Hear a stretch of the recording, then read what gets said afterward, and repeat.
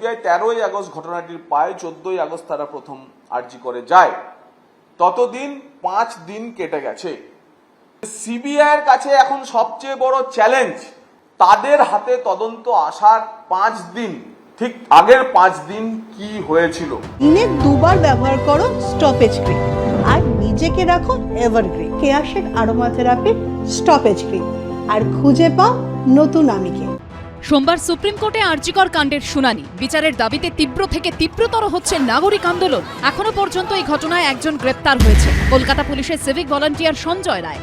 তাকে কলকাতা পুলিশ গ্রেপ্তার করেছিল, তারপর তদন্ত শুরু করেছে সিবিআই। সবার মনে এখন একাধিক প্রশ্ন। চিকিৎসকের ধর্ষণ খুনে কি একজন জড়িত না একাধিক? ধৃত সঞ্জয় রায় একমাত্র অভিযুক্ত নাকি আরও কেউ আছে? কি উঠে আসবে সিবিআই তদন্তে? তথ্য প্রমাণ কি লোপাট হয়েছে? হয়ে থাকলে কে বা কারা করেছেন? তথ্য প্রমাণ লোপাট হয়ে থাকলে সিবিআই কি তাদের বিরুদ্ধে কড়া ব্যবস্থা নেবে? কবে শেষ হবে সিবিআই তদন্ত? কবে দায়ের হবে চার্জশিট? কবে শুরু হবে বিচার প্রক্রিয়া? কবে শেষ হবে বিচার? তদন্তভার এখন কেন্দ্রীয় এজেন্সি সিবিআই এর হাতে, অর্থাৎ বল সিবিআই এর কোর্টে।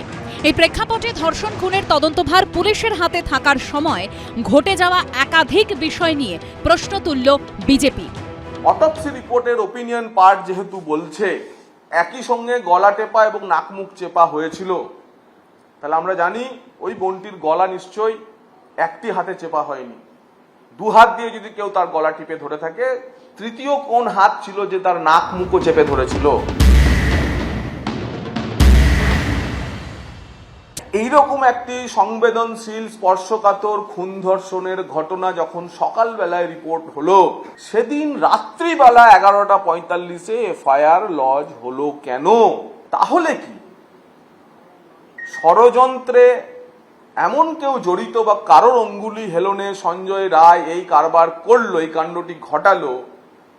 তাকে বাঁচানোর জন্য কলকাতা পুলিশ বা রাজ্য প্রশাসন শেষ পর্যন্ত চেষ্টা করে গেছে।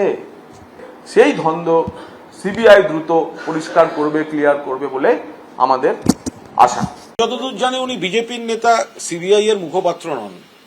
তো সুতরাং সিবিআই কি মনে করছে বা না করছে এটা ওনার বলার কোনো কারণ নেই। আর উনি বলার পর যদি সিবিআই এর লয়াররা একই কথা বলেন, তাহলে ধরতে হবে বিজেপির শিখিয়ে দেওয়া কথা সিবিআই বলছে।